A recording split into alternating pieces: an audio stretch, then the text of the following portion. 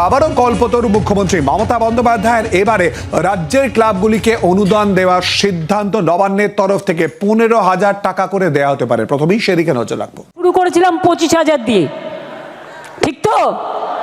তারপরে আস্তে আস্তে আস্তে আস্তে 70 এসছে। এবার 70 থেকে স্ল্যাবটা বাড়িয়ে 85,000 করে দিলাম। পুজো কমিটিগুলির জন্য সদ্য অনুদান বৃদ্ধির কথা ঘোষণা করেছেন মুখ্যমন্ত্রী মমতা বন্দ্যোপাধ্যায়। 75% ছাড় বিদ্যুতের বিলেও। এর কয়েক সপ্তাহ কাটতে না কাটতেই 16ই আগস্ট খেলা হবে দিবস উপলক্ষে ফের অনুদানের ঘোষণা রাজ্যের। গত বছর ঘোষণা করা হয়েছিল ক্লাবগুলিকে আর অনুদান দেওয়া হবে না, কিন্তু এবছর ঠিক হয়েছে ফের ক্লাবগুলিকে অনুদান দেওয়া হবে। ক্লাবগুলিকে 15,000 টাকা করে অনুদান দেওয়ার সিদ্ধান্ত নিয়েছে রাজ্য সরকার। অনুমোদিত ক্লাবগুলিকেই এই অনুদান দেওয়া হবে। 16ই আগস্ট খেলা হবে দিবস উপলক্ষে অনুদান দেওয়ার সিদ্ধান্ত রাজ্যের। 2012 সাল থেকে ক্লাবগুলিকে 2 লক্ষ টাকা করে অনুদান দেওয়ার সিদ্ধান্ত নেয় রাজ্য সরকার। পরে 3 বছর ক্লাব পিছু 1 লক্ষ টাকা করে অনুদান দেওয়ার সিদ্ধান্ত নেওয়া হয়। 2016 সাল থেকে ক্লাবগুলিকে অনুদান দেওয়া বন্ধ রেখেছিল রাজ্য সরকার। পুজো কমিটি পিছু 85,000 টাকা। 43,000 কমিটিকে অনুদান দিতে খরচ হবে মোট 365 কোটি 50 লক্ষ টাকা। তার সঙ্গে যোগ হচ্ছে ক্লাবকে দেওয়া অনুদানও। নেতাদের বাড়ির লোক, যেমন দিলীপ ঘোষের পরিবার, দিলীপ ঘোষের পরিবার স্বাস্থ্যসাথী সার্ভিস পেয়ে মুগ্ধ, তাহলে দিলীপ বাবুর পরিবার নিশ্চিতভাবে তৃণমূল কংগ্রেসকে ভোট দেন।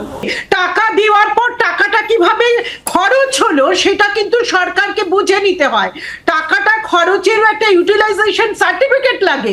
সেই ক্ষেত্রে কি ক্লাবগুলোর ক্ষেত্রে কোনো কিছু চাওয়া হয় যে তারা কিভাবে সেটাকে খরচ করছে? নিয়ম অনুযায়ী প্রত্যেক বছর ইউসি সার্টিফিকেট তাদেরকে দিতে হয়। পরের বছর যদি তাদেরকে কোনো রকম গ্রান্ট দেওয়া হয় তার আগে কিন্তু ইউসি সার্টিফিকেট, ইউটিলাইজেশন সার্টিফিকেট দিতে হয়। শতরূপের কাছে আসবো। জাস্ট শতরূপ, ইতিমধ্যে প্রতিবেদনে যে প্রসঙ্গটা তুলে ধরেছি এবং শুরু হলো মুখ্যমন্ত্রী যে ঘোষণা করেছিলেন পুজো অনুদানের কথা বলে, তাতে জাস্ট সংখ্যাটা বলে দিই।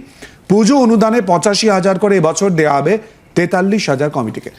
দেখো, একটা কথা কি, যখন তুমি যে সঠিকভাবেই বললে যে প্রথম যখন মমতা বন্দ্যোপাধ্যায় ক্লাবকে টাকা দেওয়ার এই প্রকল্পটা শুরু করেছিলেন তখন পরিষ্কার বলেছিলেন যে এটা আমাদের রাজ্যের ক্রীড়া পরিকাঠামো ইত্যাদির উন্নয়নের জন্য।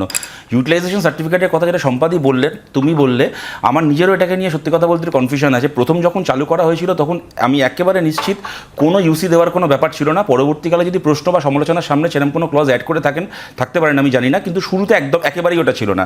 হয়তো এখন থাকলেও থাকতে পারে। এবার কথাটা হচ্ছে যেটা এর আগেও আলোচনা হলো, সত্যি যে আমাদের রাজ্যের ক্রীড়া পরিকাঠামো উন্নতি করার জন্য এই টাকা দেওয়া সহ এত কিছু হলো। তার ফলে কি হলো, গত 12-13 বছরে আমাদের বাংলার একমাত্র একজন মমতা বন্দ্যোপাধ্যায়ের অনুপ্রেরণায় বিদেশ থেকে আমাদের দেশে সোনা আনতে পেরেছেন, তিনি হচ্ছেন রুজিরা ব্যানার্জি। রুজিরা ব্যানার্জি ছাড়া কাউকে দেখলাম না মমতা বন্দ্যোপাধ্যায়ের এত অনুপ্রেরণা পাওয়ার ফলে একটুখানি বিদেশ থেকে কয়েকটা সোনার মেডেল আনতে পারলেন আমাদের বাংলাতে। দ্বিতীয় কথা, আমি এখানে কুণাল ঘোষকে বলতে শুনছিলাম, উনি একজন দিলীপ ঘোষের নাম করে বললেন যে এই টাকা বাড়ির লোক প্রকল্প পাচ্ছে ইত্যাদি ইত্যাদি। এখন কথাটা হচ্ছে, প্রকল্প যদি আমার বাড়ির লোকও পেয়ে থাকে, তোমার বাড়ির লোকও পেয়ে থাকে, প্রকল্পটা তো আমরা পাচ্ছি পশ্চিমবঙ্গ সরকারের প্রকল্প, যেখানে আমাদের ট্যাক্সের টাকাই আমাদের কাছে সরকার মারফত আসছে। তবে তৃণমূল কংগ্রেসের পার্টি ফান্ড থেকে কি মমতা বন্দ্যোপাধ্যায়ের মাইনের টাকা থেকে পাচ্ছি না। ঠিক যেমন প্রেসিডেন্সি জেলে বিকেলবেলা কুণাল ঘোষকে যে টিফিনটা দেওয়া হতো সেটা আমাদের রাজ্যের সরকারের টাকায় দেওয়া হতো, তৃণমূল কংগ্রেসের পার্টি ফান্ড থেকে দেওয়া হতো না। অতএব তা বলে কি কুণাল ঘোষ সরকারের টাকায় টিফিন খেয়ে প্রিজন ভ্যানে ওঠার সময় বলতেন না যে মমতা বন্দ্যোপাধ্যায়ের বাড়িতে সারদার টাকা রয়েছে? সুতরাং এর সাথে ওইটার কি সম্পর্ক আমি বুঝলাম না।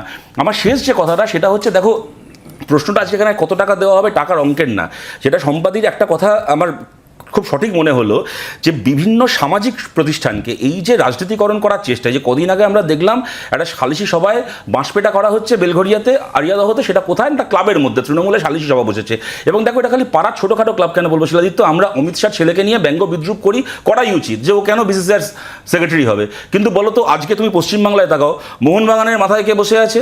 মমতা বন্দ্যোপাধ্যায়ের ভাই বাবুল ব্যানার্জি। ইস্ট বেঙ্গল চালাচ্ছে মমতা বন্দ্যোপাধ্যায়ের পরিবারের লোক। মঞ্চে তৃণমূলের নেতারা, ববি হাকিম থেকে শুরু করে নেতাগুলো।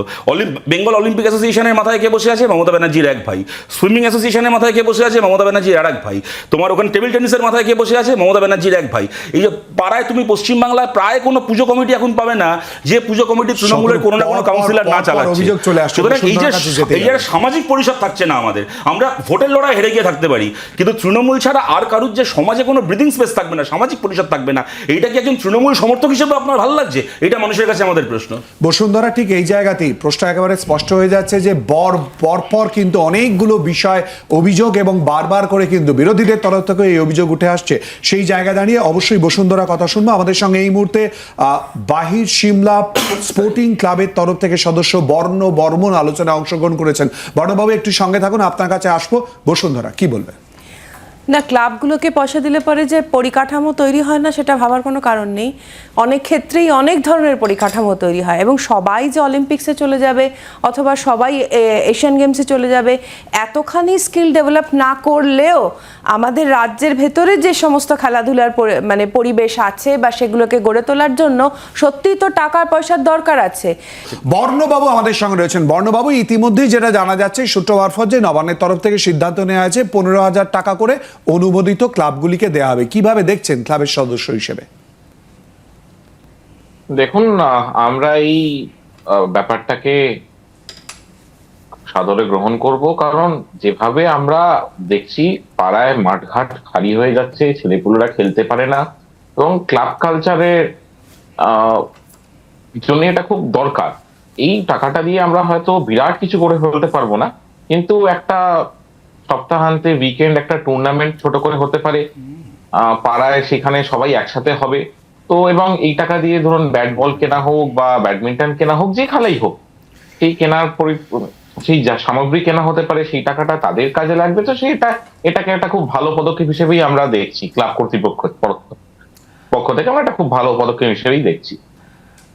বর্ণবাবু একটু সঙ্গে থাকুন, আমরা আলোচনায় আসবো, আপনার সঙ্গে কথা বলবো। শতরূপ আটকেছে। দেখো, একটা কথা হচ্ছে কি, আজকে 15,000 টাকা দেওয়া হচ্ছে, কিন্তু আমরা সবাই জানি টাকাটা দেওয়া শুরু হয়েছিল 1 লাখ থেকে, মাঝখানে ওটা 2 লাখ টাকায় উঠেছিল। দ্বিতীয় কথা, বর্ণবাবু যে কথাটা বললেন উনি সাদরে গ্রহণ করছেন, তাতে অসুবিধা কিছু নেই। আমাকে কেউ 15,000 টাকা দিলে একটু উল্টো, প্রথমে 2 লাখ পরে হ্যাঁ সরি আমি ভুল বললাম, অর্থাৎ 2 লাখ থেকে ওটা এখন 15,000 হয়েছে। ব্যাপারটা অত সহজ নয় যে 15,000 টাকা মাত্র দিয়ে দিলাম, দুটো ব্যাডমিন্টন টুর্নামেন্ট হলো। দ্বিতীয় কথা হচ্ছে 15,000 টাকা আমাকে দিলে আমিও সাদরে গ্রহণ করবো, আমি ওনাকে দোষ দিচ্ছি না, কিন্তু আমি খালি এটা ভেবে দেখার জন্য অনুরোধ করবো যে আজকে যে মাঠঘাট, ঠিক কথা, পশ্চিমবাংলা থেকে মাঠঘাট হারিয়ে যাচ্ছে। এবার 15,000 টাকায় তারা নতুন মাঠ কিনতে পারবে না কোনো ক্লাব। পশ্চিমবাংলাতে মাঠ হারিয়ে যাচ্ছে বেআইনি প্রমোটিংয়ের হাতে। যাদের জন্য তারা যদি বলে যে ক্লাবকে 15,000 টাকা দিয়ে আমি ক্রীড়া পরিকাঠামোর উন্নয়ন করব, তার মধ্যে কতটা বাস্তবতা আছে। এবং আমি আপনাদেরকে এইটা বলছি, এইটাও ভেবে দেখবেন, খালি ক্লাবের সদস্য হিসেবে নয়, রাজ্যের একজন নাগরিক হিসেবে, ধরুন আপনি সপ্তাহান্তে একটা ব্যাডমিন্টন টুর্নামেন্ট করবেন, খুব ভালো কথা। সেই সপ্তাহান্তে টুর্নামেন্টে যে বাচ্চাটা খেলবে, সেই বাচ্চাটা যখন তারপর সোমবার স্কুলে গিয়ে বসবে, তখন দেখবে স্কুলে শিক্ষক নেই, মিড ডে মিলে খাবার নেই, কারণ তখন সরকারের ভাড়েমা ভবানী এবং দুর্নীতির নিয়োগ। সুতরাং আলোচনা করতে গেলে আমাদেরকে সমাজবদ্ধ জীব হিসেবে আমার মনে হয় পুরোটাকে নিয়েই আলোচনা করা উচিত। বিমলদা, আপনি বলতে চাইছিলেন? না, আমি একটা কথা বলছিলাম, নিশ্চয়ই অলিম্পিক অত্যন্ত কঠিন একটা আন্তর্জাতিক প্রতিযোগিতা, সেখানে পদক পেতে গেলে প্রচুর প্রিপারেশন লাগে, ইনফ্রাস্ট্রাকচার লাগে, কিন্তু একসময় বাংলা ন্যাশনাল গেমসকে শাসন করত। আজকে বাংলা 18তম পজিশনে পৌঁছেছে। কিন্তু চেষ্টাটা করা হবে, এটাও তো খুব চেষ্টা সারা জীবন করে এটা তো খুব পজিটিভ, মানে ডেফিনেটলি, মানে যদি রাজ্যের তরফ থেকে ক্লাবগুলোকে সেই জায়গায় যদি আমার পাশের বাড়ির একটি ছেলে প্রত্যেকবারে মাধ্যমিকে ফেল করতে বলতো, তুই চেষ্টা করেছিস সেটাই ইম্পর্টেন্ট, পরে এবারে চেষ্টা কর। প্রত্যেকবার চেষ্টা করে, এটা খুব স্বাভাবিক। চেষ্টা করে ফেল মানে যে করার মতো ক্লাবের বিষয়। সদস্য আমাদের সঙ্গে এই মুহূর্তে রয়েছেন সিমলা স্পোর্টিং ক্লাব। আপনি জানেন যে বিবেকানন্দও কিন্তু এই খেলাধুলোর কথাই বলতো। একদম না, না, আমি তো চেষ্টা করতে বারণ করিনি। অনেকে চেষ্টা করেও 18 বার মাধ্যমিক এসে ঘায়েল হয়ে থামলো, শেষে ম্যাট্রিক এসে আর কি, এখন মাধ্যমিক হয়েছে। আমি শেষ করি, আমাদের রাজ্যের এই আলোচ্য অবস্থা, অলিম্পিক নয়, আমরা ন্যাশনাল গেমসে নির্বাচনে তো আপনারাও বহু চেষ্টা করছেন, হচ্ছে কি এই আসলে নির্বাচনে ব্ল্যাক হোলে ঢুকে পড়লো একটা চুরি করা নির্বাচন। না, না, চুরি করা নির্বাচন নয়, নামিয়ে লোককে মেরে চুরি করতে আপনাদের সাহায্য করেছিল, আপনাদের সাহায্য করেছিল ইলেকশন কমিশন। তো হারলে একবারে গর্ব আমি বলছি কি, স্বামী বিবেকানন্দ প্রথম কথা সরকারি অনুদানে খেলাধুলো করার কথা বলেননি, দ্বিতীয় কথা মাঠ